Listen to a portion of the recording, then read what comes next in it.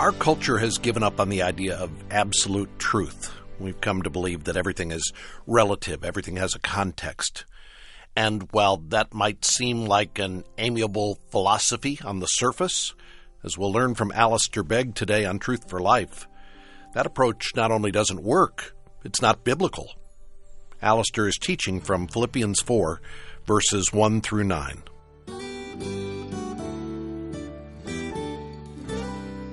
The Christian's preoccupation is to be with that which is virtuous, which calls down the approval of God, and which deserves the praise of men. Now notice also that the call that he issues is a call to think. Those of you who are school teachers know just what a challenge that is. You're not at the point of getting them to think about certain things, you're just at the point of getting them to actually think. Now, folks, let's try and use our minds this morning. Let's do something radically different. And the same is true, again, I suggest to you, in a Christian church that has grown very fond of cliches and very fond of talking about how it feels about everything. And the call here is a call, and the word that he uses is a very important word, logizomai, which means to bring your faculties to bear upon these things. We're going to see, not today, but we will see, that the Bible calls us in verse 8 not only to think, but again in verse 9 also to do. The Bible never introduces us to mental reflection for its own sake. It is always thinking, doing. Romans 12:2, do not be conformed to this world, but be transformed by the renewing of your minds. The renewed mind reveals itself in transformed activity. So what he's saying is groove it in. Bring all of your mental faculties to bear upon these things. I want you to think about these things in such a way that you groove into the thought processes of your life the very channels which will be approved of by God and which will be praiseworthy by men and by women. And this thinking activity is not a moment's thought in passing, but it is continual, it is habitual, because the human mind will always attach itself to something, and it is therefore imperative that we focus our minds on the right things. Now, if we were in a dialogue, we could stop for a moment and talk about the place of secular literature and the place of contemporary music and art and so on. We're not dialoguing, and so we can't. But I should let you know that I do not subscribe to the notion that we need to remove from the minds of our children all books which are not, quote, Christian books, in the fear that when they read Daniel Defoe, when they read Swift, or when they read Lewis Carroll, or when they read whoever it is they read, that somehow or another they will be violating Philippians 4:8 because it mentions in there something that isn't true or something that isn't honorable, etc. On that basis, you could never read any book at all. You can never even read the newspaper. This is a classic illustration of which we need to be in the world but not of the world. In other words, as our minds pass through that information, we do not bring our faculties to bear upon its error, taking it to ourselves, imbibing it, and grooving it in. As says somebody, but there is the risk there that you might. Yes, there is.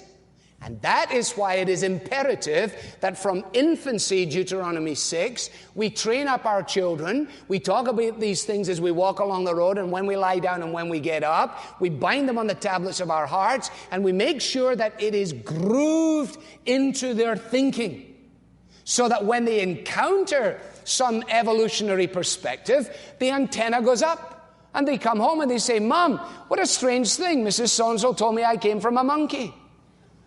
And the mother says, well, sometimes you act like a little monkey, but you didn't come from a monkey. Although your dad sometimes acts like an ape, but you didn't come from a monkey. Now that's the kind of thing we're talking about. Now the first thing on the list is truth. Finally, brothers, whatever is true. Think about that. Now that immediately poses a problem, doesn't it? In an earlier generation, at another point in history, at least in America, the notion of whatever is true could have been stated, acknowledged, and we might move on. But at this point in a postmodern culture, the fact of the matter is, if we say whatever is true, we hear the voice of Pilate from the first century saying, yeah, but what is truth? And the cumulative cacophony of sound down through the ages has reached epidemic proportions now in our universities and colleges. You may recall me mentioning being with my family in Johnny Rockets in Santa Barbara, and the waitress being from UCSB. And she telling us that she was a philosophy major at the University of California, Santa Barbara. And I just said to her in passing as she was giving us the ketchup, I said, and what do you think about true truth? And her rejoinder was, I don't think about true truth, because I don't believe there is such a thing. And as I dialogued with her, she could think of only one person in the context of her philosophical studies, and she was now in her third year, who had given any indication that they believed in such a thing, so that when somebody said, whatever is true, think about that, they would go, gotcha, will do. Everyone said, depends what you mean by true. You see, relativism, which is what we're dealing with, claims that what we think is knowledge, what we think is a firm grasp of truth and reality, is really only an opinion. You can say it's true for you, but it sure isn't true for me. Now, unless I'm living in a bubble, my experience is that this is one of the great conversation finishers, the things that people say to us that end up being a terminus for us when we don't know where to go next. We've done our best, we shared a little bit about our experience, we mentioned something from the Gospels, and then all of a sudden their rejoinder is, well, that may be true for you, but it's not true for me. What do you do then? Because you see, relativism claims that objective universal truth just does not exist.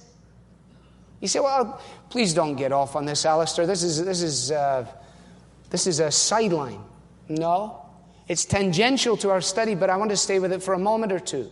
The extent to which this is the case is borne out in every research study at the moment in this country. In 1991, the Barna Research Group found that 66% of American adults didn't believe that absolute truth exists. Specifically, these individuals, when interviewed, agreed that, quotes, there is no such thing as absolute truth. And two people, they said, could define truth in totally conflicting ways and still both be correct. Now, you see, those of you who are sitting around going, I don't understand how someone can say, I did not have a sexual relationship, and somebody else says, you did have a sexual relationship, and how they could both possibly be regarded as telling the truth. I'll tell you how. When relativism is the standard by which everything is gauged, then there is no objective standard by which things may be ratified. Do you see how difficult it is to be an attorney in these days? How in the wide world do you get a verdict in a court of law with a jury of 12 people, 3 out of 4 who believe in relativism? And a judge sitting behind the bench who himself has concluded there is no such thing as truth.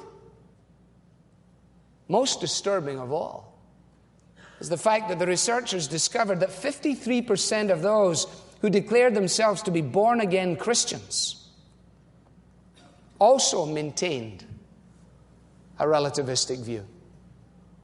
Now, to the degree that we are simply representative of evangelicalism, that means that part of my task, our task as pastors, is to help a congregation that is increasingly buying the notion of relativism to the degree that more than 50% of the people there, at least 1 in 2 of the group to whom you are speaking, when you mention truth, are replying from the perspective of a relativist. They're saying not, I have to believe this Bible. They're saying, I don't have to do that. They're saying, I don't have to apply this in relationship to my marriage. That doesn't mean what it says about morality. That's not what it means about premarital sex. That's not why you have to exercise discipline. No, why not? Because it might be true to you, but it isn't truth for me. So it's not like out there with a big bogeyman. It is, if the statistics are accurate at all, right in here.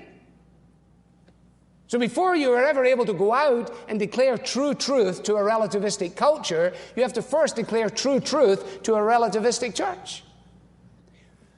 When he conducted the poll 3 years later in 1994, Barna discovered that the statistic was getting worse, not better, and that 72% of American adults declared their conviction regarding relativism.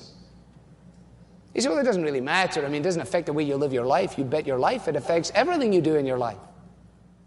You are what you think. And our friends are what they think. And the law of non-contradiction is shot. That's why a person can say one thing and do another thing and stand up and say the two things are not mutually exclusive.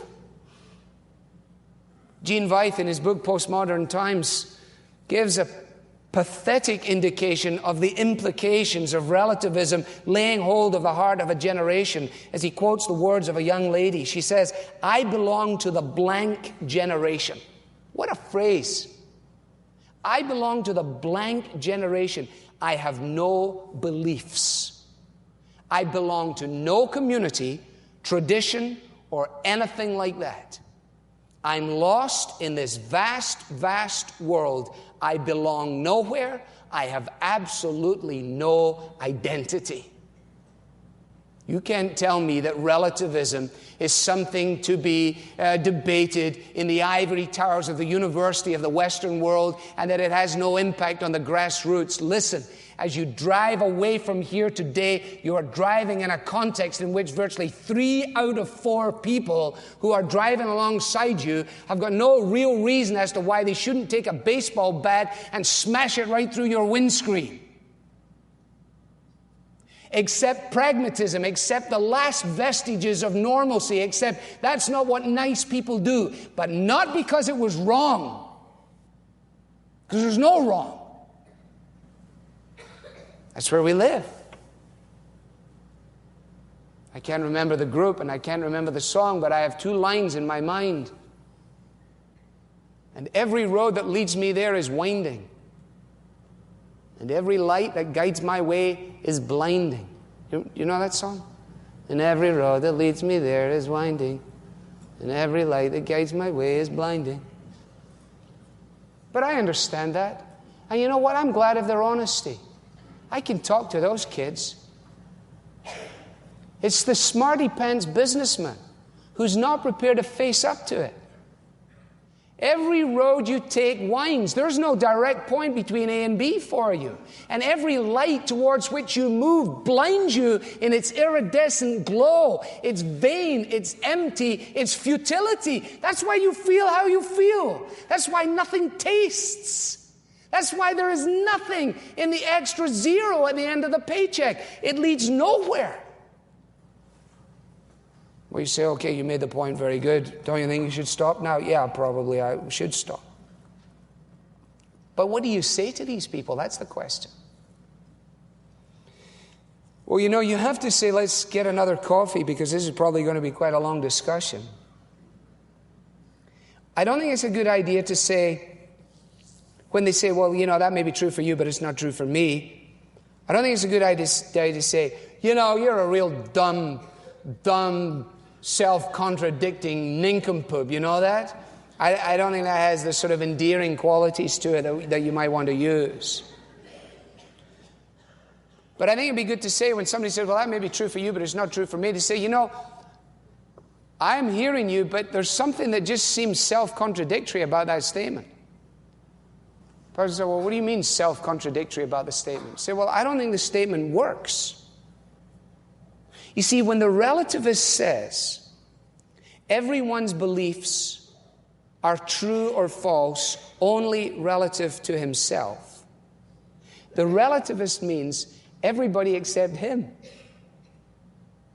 See, you say, well, I believe in the Bible. They say, well, that's just true for you. I mean, that's just relative to you and to yourself. But his statement that it's just relative is an absolute statement. If he's going to be true about relativism, he has to say nothing is objectively true, including my own relativistic position. So you're free to accept my position or you're free to reject my position. But the relativist is unwilling to relativize his relativism. And that's what we have to get them to do. We have to say your relativism is relative. You can't take the high ground. You can't say that mine is a truth claim, which is relative, and yours is a true truth, which of course exists in your own little island. Geisler is very helpful in this. He says, if truth can only be relative, then it must only be relatively true for the relativist. But when you think about it, that can't be claimed in any absolute sense either. So you can't say to the relativist, well, that's only relatively true for you. Because, says Geisler, it can only be relatively true, then it is relatively true that it is relatively true. Either the claim, and I'm quoting Geisler again, either the claim that truth is relative is an absolute claim, which would falsify the relativist position, or it is an assertion that can never be made. Because every time you make it, you have to add another relatively. It's the beginning of an infinite regress that will never pay off in a real statement. Let me just leave that bypath meadow and point you in the direction that we'll be heading next time. The Christian conviction, the biblical worldview, says that truth is discovered not as a result of human speculation, but that truth is discovered as a result of revelation. So that when the Bible begins, in the beginning God, it is making a statement, a true statement, about the nature of the universe. And that when a man or a woman chooses to think logically from what is and traces it back, it is not an illogical progression to arrive at an unmoved mover, to arrive at that which has itself to arrive at a creator God. But even then, with all of the best of our searching, it doesn't bring us there. It is only as God has disclosed himself. And therefore the Christian conviction is that God has made himself known in the world in which he is made. He has made himself known in the word that he has given to us. That takes us into the realm of textual criticism, takes us into the matter of the historicity of the Bible. It makes us fight and think all those things through. Because if we're going to make the assertion, Psalm 33:4, that the word of the Lord is right and true, we're going to have to know something about the evidence for the New Testament documents. If we're going to declare the psalmist's words with conviction in Psalm 119 and 151, yet you are near, O Lord, and all your commands are true. 160, all your words are true. All your righteous laws are eternal. Then we are challenging the blank generation that surrounds us.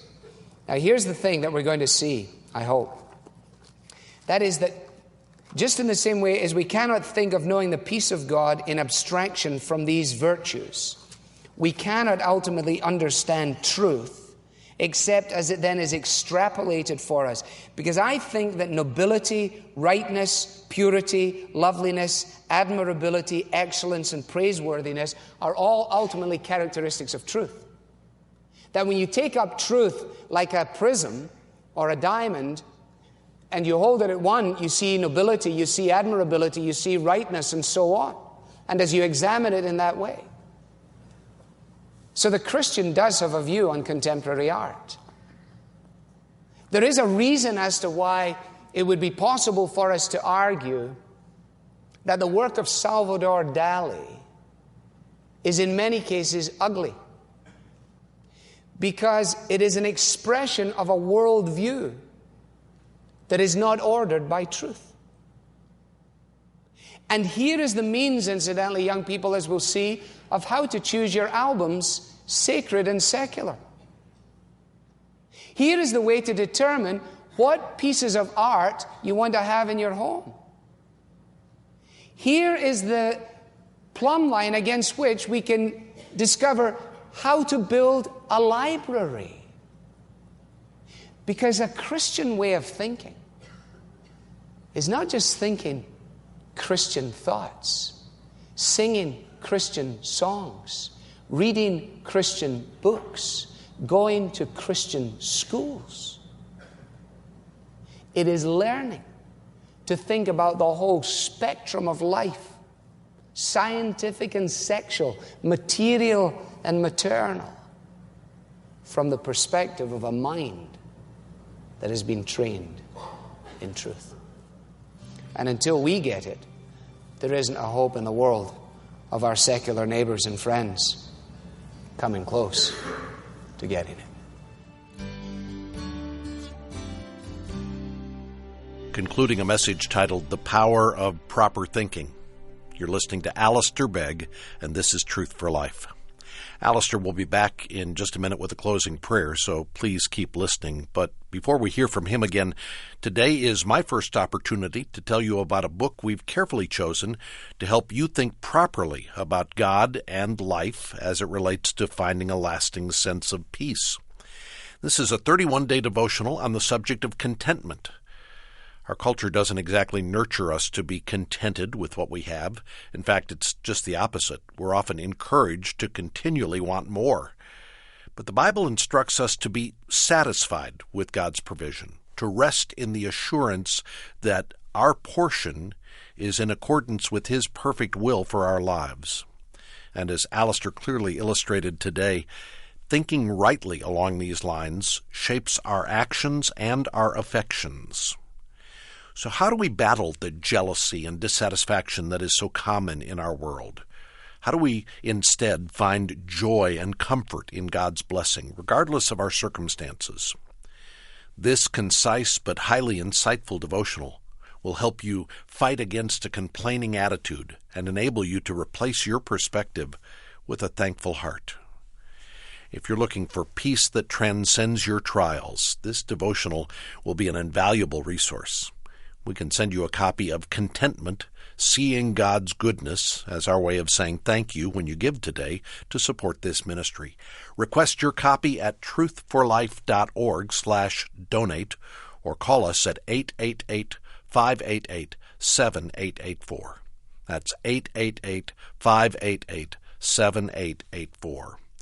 Or perhaps you'd rather write to us. Our address is Truth for Life, P.O. Box 39 8000, Cleveland, Ohio, 44139.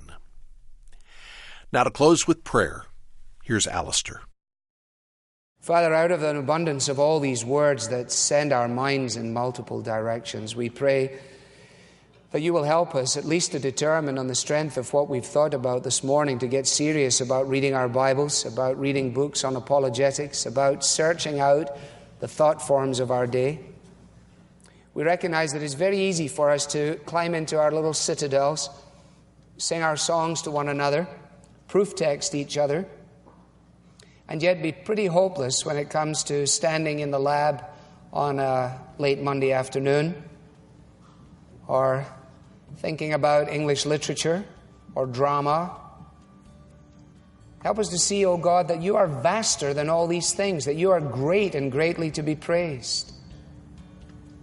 We want you to send us out in the power of your Spirit, so that those who as yet have never heard might come to hear the saving news that there is in the Lord Jesus. Help us today in our conversations not to be content with simply passing people off with a couple of cliches and a how do you do. Give us a strong reminder as to why it is you've given us 2 ears and only one tongue. For Jesus' sake we ask it.